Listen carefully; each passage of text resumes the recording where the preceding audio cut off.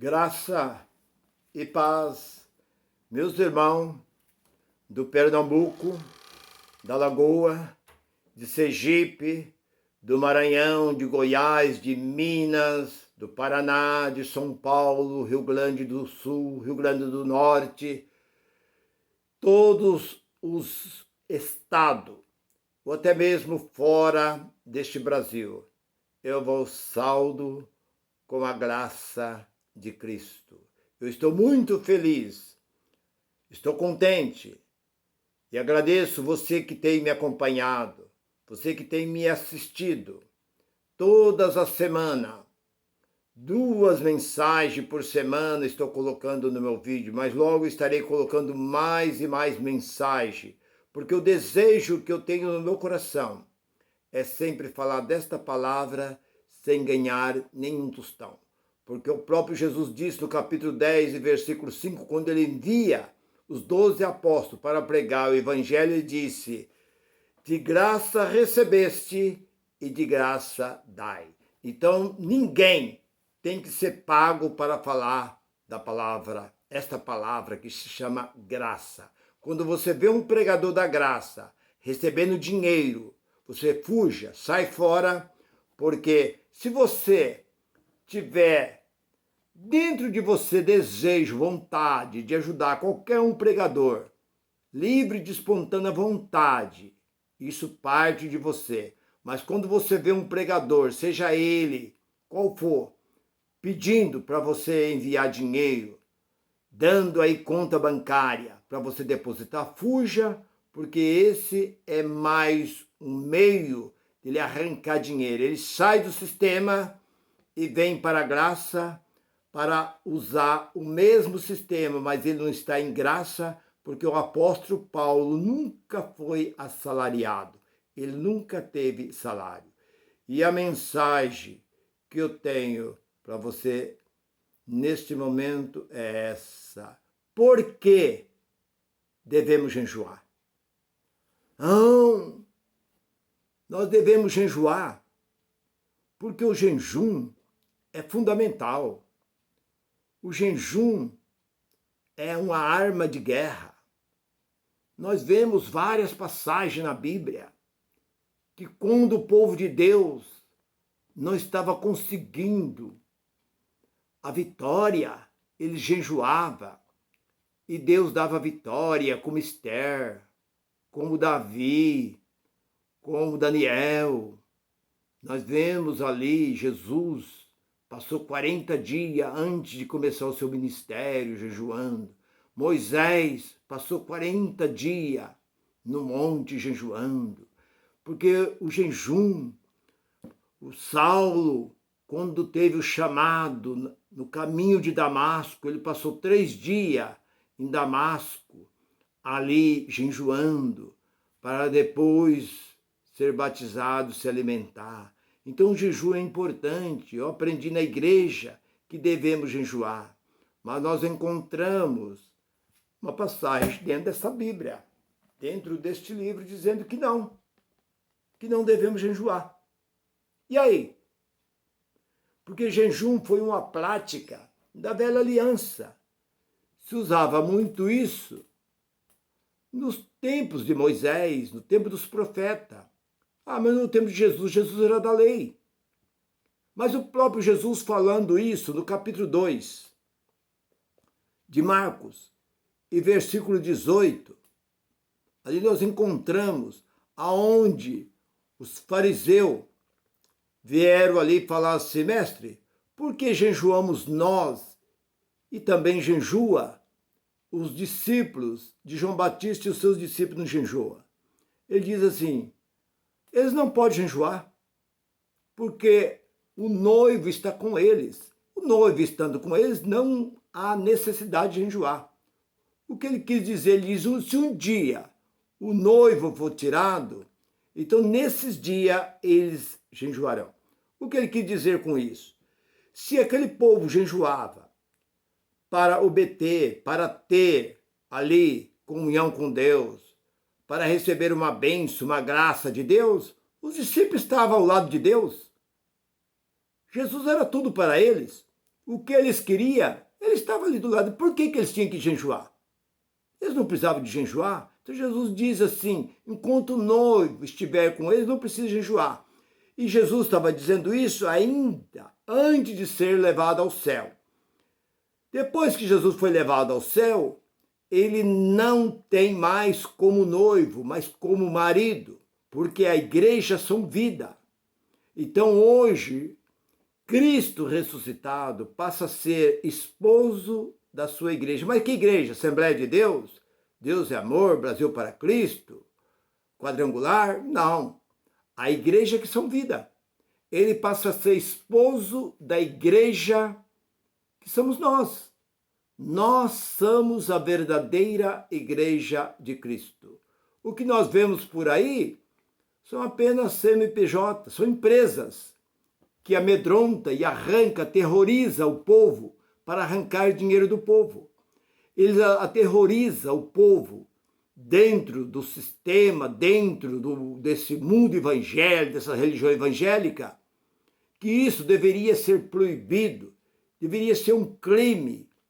Mas, entanto, esses mesmos que fazem essas coisas vão para a política. E lá eles se tornam políticos, senadores, deputado, governo.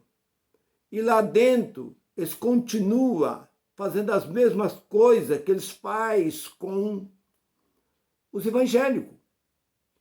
Eles aterrorizam os evangélicos, dizendo que você tem que dar o seu tudo. Porque se você não dá o seu tudo, esse Deus, que é o dinheirista, que precisa de dinheiro, porque o Deus da religião ele precisa de dinheiro. Ele não vive sem dinheiro, porque o Cristo, pela qual eu conheço, lá na cruz do Calvário, ele disse, tudo está consumado. Não existe mais obra nenhuma a ser feita. Não existe dentro deste livro, em parte nenhuma, e de construir templo para minha adoração. Pelo contrário, ele repudiou o templo quando foi mostrado o templo de Salomão. Não, isso é o templo que construído por Herodes, porque o templo de Salomão foi derrubado. Né? Mas Herodes construiu outro templo. Então, nós vemos que esse templo foi mostrado. E o que o Senhor disse? Não ficará pedra sobre pedra. Tudo será derrubado. Então, o que ele quis dizer com isso? Que Deus, como 24, versículo 24 e capítulo 17 de Atos, Deus não habita em templo feito por mão de homem. Olhemos para o versículo de Números, o capítulo 7, o versículo 47 e 48. Deus nunca habitou nem mesmo no templo feito por Salomão. Salomão construiu um bonito templo, colocou ali anjo lá dentro, colocou leões ali, revestiu de ouro, fez aquela, né? Mas Deus não habitou ali, porque Deus não habita em templo feito por mão de homem. Deus, pelo seu Espírito, ele falava aos seus profetas naquele tempo. E hoje Deus fala conosco através dessa palavra. Hebreus capítulo 1, e desde o versículo 1 ao versículo 3, nós encontramos ali que nos tempos antigos Deus falava conosco por meio de profeta, e hoje Deus fala conosco através dessa palavra. Mas voltando para aquilo que eu quero dizer, que este lugar, chamado igreja, que igreja não são vidas. Eles costumam colocar Deus de um lado te ameaçando, Deus na frente te ameaçando e o diabo atrás te ameaçando. Você é ameaçado por um Deus que eles pregam, que não é o Deus desta Bíblia.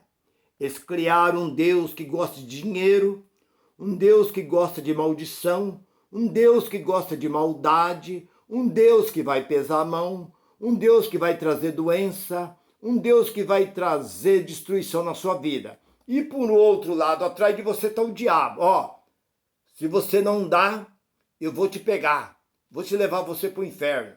Você tem que dar dinheiro. Certamente esse criado chamado diabo, da religião, ele deve ter uma porcentagem desse dinheiro. Porque eles pregam dizendo, se você não dá, o diabo vai te pegar. Gafanhoto, destruidor, devorador que eles criaram aí, fora desta Bíblia, que eles criaram um demônio. E diz que esse demônio vai entrar na sua vida. Deus, de um lado, está pesando a mão, fecha a mão, traz doença, traz tanta miséria na sua vida. E do outro lado está o diabo querendo te pegar para te levar você para o inferno. Então você olha para frente, está Deus te amaldiçoando. Você olha para trás, está o diabo querendo te pegar. Mas este é o Deus da religião. Não é o Deus deste livro. Então você que muitas vezes acredita que através do jejum você vai conseguir, meu irmão e minha irmã, o jejum edifica o quê? A carne. A carne para nada. João, capítulo 6, 63. A carne para nada, ela serve.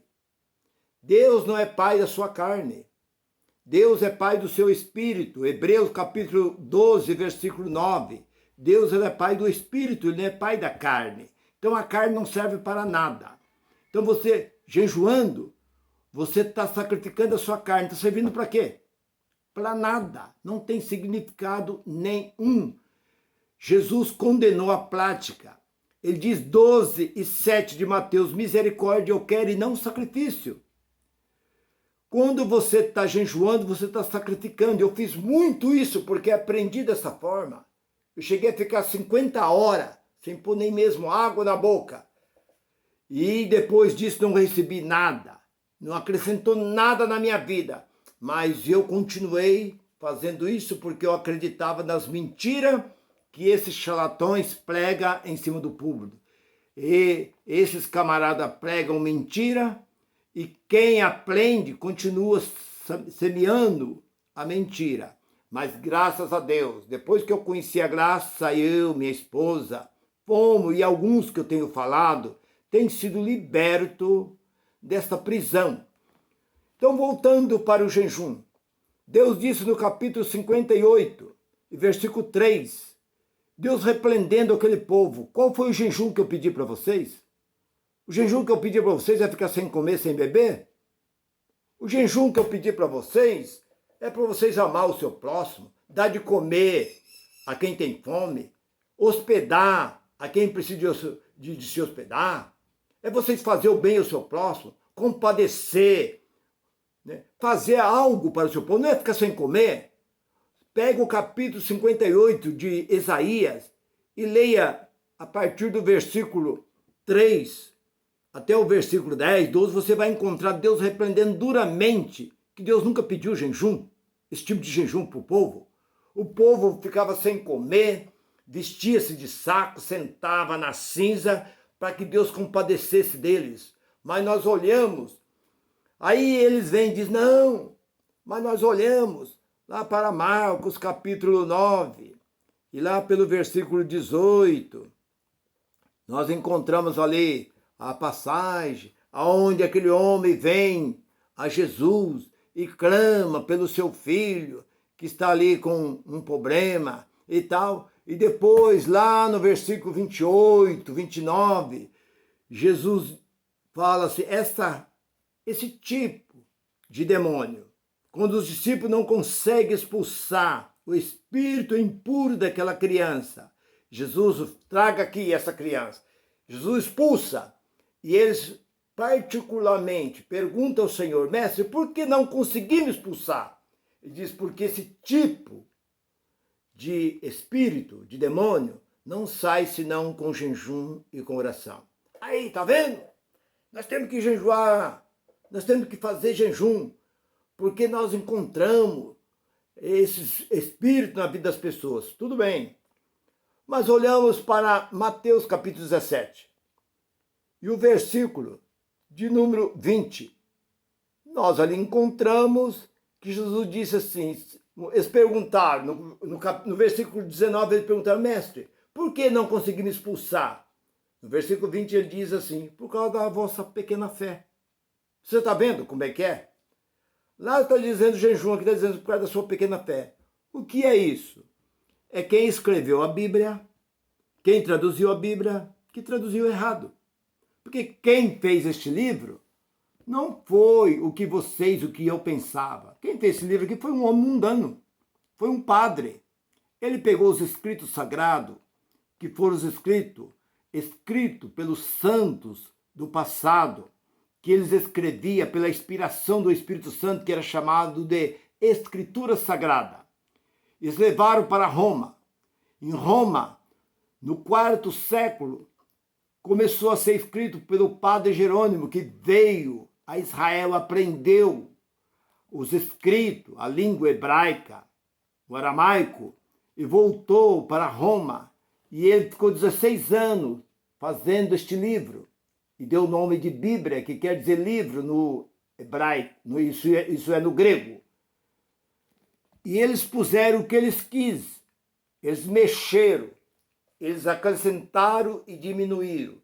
Eu até 2020, eu achava que este livro era um livro feito pelas mãos dos santos homens do passado, mas foi escrito por um padre.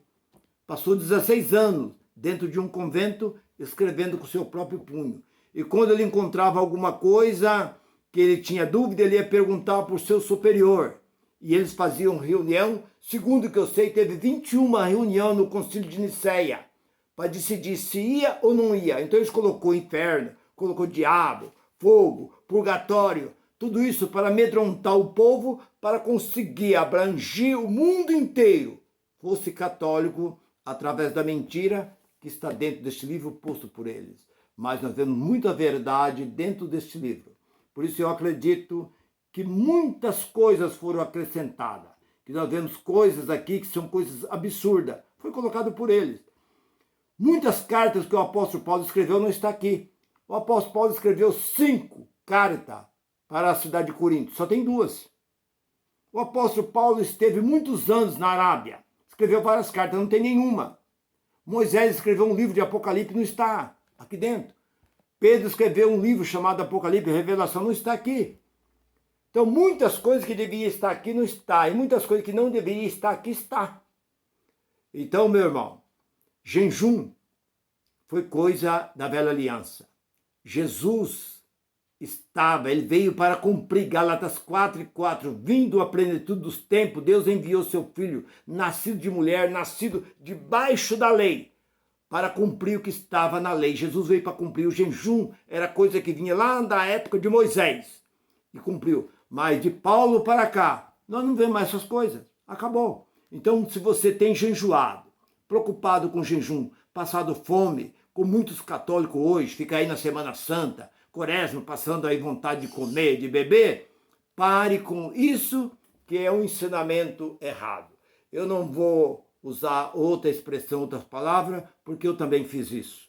Eu também passei por isso. Por isso eu conheço e sei que enquanto você está dentro dessa ignorância, dentro dessa cegueira, com este véu que te tampa os seus olhos espirituais, você não consegue ver. Mas Deus, lá no capítulo 1 de Efésios, em versículo 18, Deus abre, é aqui, ó. Esse é os seus olhos, essa mente. Não adianta você desfolhar, você abrir este livro, você ficar abrindo este livro, você pode abrir este livro de Gênesis e Apocalipse, mas é necessário que a mente seja aberta para você entender o que está escrito dentro deste livro. Então, se você gostou dessa mensagem, se essa mensagem falou o seu coração, curte essa mensagem. Você, meu irmão, minha irmã, que tem me ouvido, tem me acompanhado, aí já entrando para 3 anos, que eu estou pregando a graça. Continua me ouvindo e divulgando essa mensagem. Eu desejo graça e paz e goodbye para todos.